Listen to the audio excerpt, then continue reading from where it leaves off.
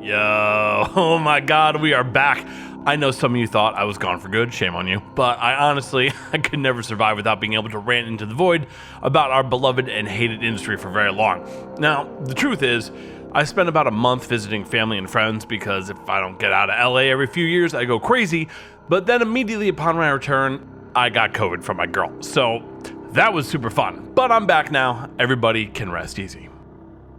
God damn, we missed quite a bit though, didn't we? Super Mario Wonder came out and it's insanely awesome, so that's great. The Star Ocean Second Story remake also dropped, and that's fantastic too. I'm about 10 hours in so far. The difficulty curve kind of gets a little weird, but overall so far I love it. We also missed a nightmarish case of I Told You So as the Metal Gear Solid Master Collection Part 1 dropped, and well, it was released to a collective scream of why?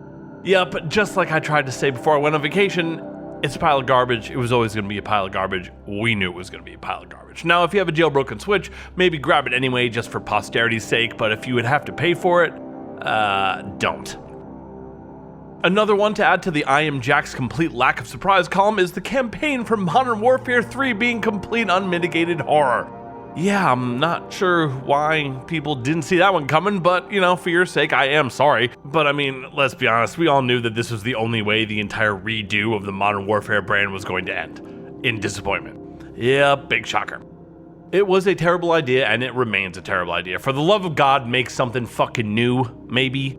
Sadly, we all know these games are typically sold to people who care about the campaign, so as long as they continue to come with new ways to rip off customers with so-called battle passes and nonsense like that, I predict no signs of stopping. So for those of you in love with taking Activision dick, good news for you, looks like you'll be able to light your money on fire and send it their way for quite some time.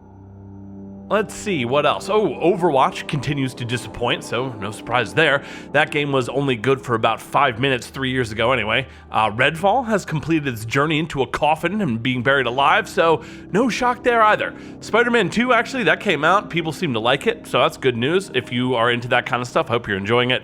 I don't really fuck with the Spider-Man game, so I don't care, but if you do, seems like this new one is pretty sweet, so that's awesome.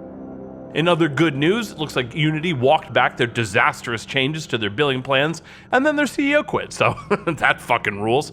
And finally, it looks like everyone has already forgotten about Starfield. Can't say I'm too surprised because god damn that motherfucker was mid, and Phantom Liberty just makes it look like a baby game in comparison. Now, on to our main story tonight, which I'm sorry to say is BlizzCon 2023. Yeah. This year's BlizzCon was the saddest yet, and if you've seen any of the other recent BlizzCons, you know that that's no easy accomplishment. Now, I don't like to overuse this word because I think these days it truly is overused and bordering on becoming a nonsense word like what happened to woke, but I'm gonna go ahead and use it anyway because it's just too perfect in this case. BlizzCon was fucking cringe, guys. BlizzCon is cringe as a motherfucker now, and I think it's time we all called it. BlizzCon is over. You gotta stop. Please stop. Please. No more. Now, of course, BlizzCon is always a little cringy, but holy fuck, it was on a whole nother level this year. And that's largely, I think, because this year, the audience was like not in on the joke, you know? People have long been aware that BlizzCon itself is a little more than a very expensive advertisement for Blizzard products, much like E3, but the sincere enthusiasm and love customers have for Blizzard and its IPs have caused them to kind of push through that and just enjoy it for what it is. I mean, at least up until now anyway. I mean, shit, I went to BlizzCon in 2019 with my WoW guild and we actually had a really good time. I mean, the convention itself was piss, of course, but the fun I had with my friends was very real. And I think that's probably what's been keeping it going for these past few years. But man, this year, as its first year back in person for the panty, I think it was clear to everyone, or at least I hope it was, that this motherfucker just is not working out anymore. BlizzCon, as many of you no doubt know, it began as a pure fan event all the way back in 2005, during a time when Blizzard literally could do no wrong. WoW was just beginning to pop off, the Frozen Throne expansion for Warcraft 3 had just dropped 2 years prior, and Lord of Destruction for Diablo 2 was only a few years old. For those of you who weren't around back then, or weren't into games, I tell you now, this was a time unlike anything anyone has experienced since. The games industry was only just beginning to expand out of its nascent hobbyist form, and as a result, it still was retaining a lot of the sincere love, passion, and talent that only smaller, what we would call today, indie sort of devs and publishers could really have. It was fucking awesome. Back then, you played Blizzard games simply because they said Blizzard. It didn't matter if you even liked the genre they were in, you played that motherfucker anyway because it said Blizzard on it. That's how good they were. This was the environment and sentiment that gave rise to BlizzCon in its original form. You can probably see why. It wasn't an ad, well, not completely anyway. It was sincerely just an opportunity for fans to all hang out and enjoy the stuff that they all loved. I know that sounds positively fucking ridiculous now, but that's really how it was. Now, however, we have something completely different. BlizzCon's rise and fall does have a few parallels to the rise and fall of E3, but BlizzCon to me has always been just a little more sad, a little more tragic, because while many of us certainly enjoyed the news and announcements from E3, no one ever really cared. You know what I mean? People cared about Blizzard. I know that sounds fucking crazy, but it's true. Blizzard started out really as just a bunch of guys trying to make games that they all liked, and that really fucking translates. People vibed with that in a big way. Until, of course, they got too successful and our free market system came for them as it comes for all.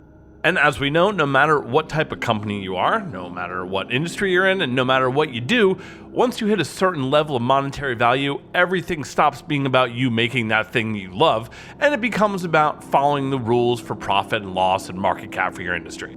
Just how it is.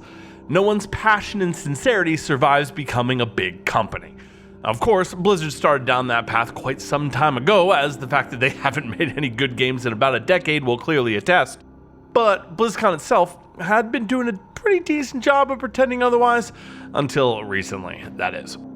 Guys, and you know if you watched it, this year's BlizzCon was the most vacuous, insincere, perverse display of unmitigated corporatism I've seen maybe ever. The magic wasn't just gone, it had been sucked out of the room like air through a breach in a space shuttle. And watching it, you got the feeling that the entire audience knew it too, and you feel kind of bad for them. This was a catastrophe. Whether it was being subjected to new Blizzard president Mike Ybarra get up there and pretend that they haven't been sued successfully for like 1 billion counts of sexual harassment, or having to sit there while fat cock Philly Spence himself lectured on why things were going to be so much better now that not just Activision, but also Microsoft is in charge of Blizzard, it was impossible for the audience to pretend the magic was still there, and I think that they all knew it. You could feel it through the live stream. I can only imagine what it felt like to actually be there in person. Ugh. Now, back in the before times, in the long ago, the presenters that got up on stage to do shit like this cared. Maybe they weren't the most eloquent or the most skilled orators or the most engaging presenters, but they definitely cared. And that sincerity and enthusiasm really was all that mattered. But now it's just fucking awful. Every presenter getting up there and saying, we cannot wait to show you what's next, when clearly all they want to do is wait to show you what's next because they know it's fucking terrible. And it was just gut-wrenching to watch. There was a point where they showed a teaser for like the new Diablo 4 expansion or something. The audience didn't even know to cheer until the presenter was like, and this is the new D4 expansion. Like, this was the please clap BlizzCon. Please clap.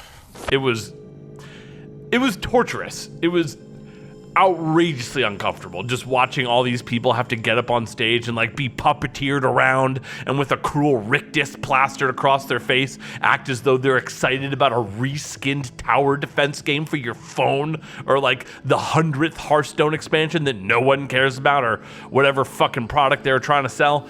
You could tell that they knew, and the audience knew, that they did not give a flying fuck about this garbage, and that they knew it was garbage. That's the biggest difference this year. In the past, they did a better job of pretending that they didn't know that all they were doing was just trying to sell you shit. This year, man, they really knew what they were doing, and to their credit, a lot of the presenters didn't like doing it, but man, it was an awful scene. I really felt bad for a lot of them. Like, I bet each department around Blizzard, like when BlizzCon season rolls around, waiting for like the exec to show up and pick who has to do their department's BlizzCon presentation that year, is like waiting around for the Grim Reaper to show up. People probably try all kinds of different ways to get out of it and predict when it'll happen and like try to call out that day and shit. No one could possibly want to be that Warcraft mobile exec producer, for example, having to stand up there and act as though this is something he actually cares about and isn't just a pile of mobile gotcha trash. Like, We get it, guys. You know, you're trying to cash in on the mobile market. You don't have to pretend it's an actual game or anything. We think we've got something real special here. No, you don't. It's a fucking mobile app meant to siphon as much money as possible from your customers. You know that. We know that. Please stop.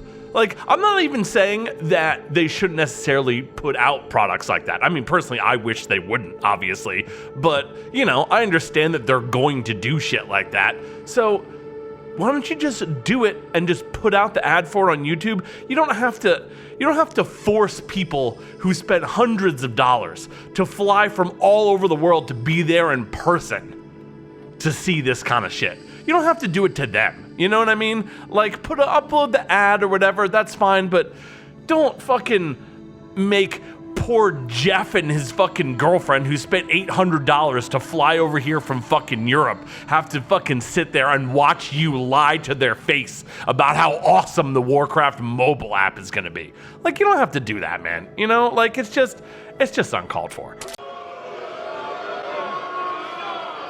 Do you guys not have phones? Yeah, but I digress. And so it went, though. This was the whole thing, guys. Announcements no one cared about for games no one is playing, presented by people who did not want to be there. And the fact that they brought poor fucking long-suffering Chris Metzen back to lend some air of credibility to it all is just their latest perversity. Bribing the one guy that you know fans would believe, the one guy you knew could actually lend some semblance of sincerity and honesty to your scam is... Man, it's just fucking disgusting. This has got to be one of the most cynical, exploitative scumbag moves that I've seen for the gaming industry in at least a couple weeks. Blizzard, you know the magic's gone. Your audience knows it's gone. The fact that you insist on continuing this deranged weekend at Bernie's routine just to soak up the last few dollars of goodwill your sick company has left is just, it's nauseating. Now, I doubt this will end up being the last BlizzCon, though, for the simple fact that they make money, but damn, it probably fucking should have been. This was embarrassing, Blizzard. Your big corpo cock is hanging out, and shit, everybody saw it. Yup, woke up, smoke up, blunt, then I pass out, woke up, what up, smoke up, blunt, then I'm back down, what? Yup, woke up, smoke up, blunt, then I pass out, woke up, what up, smoke up,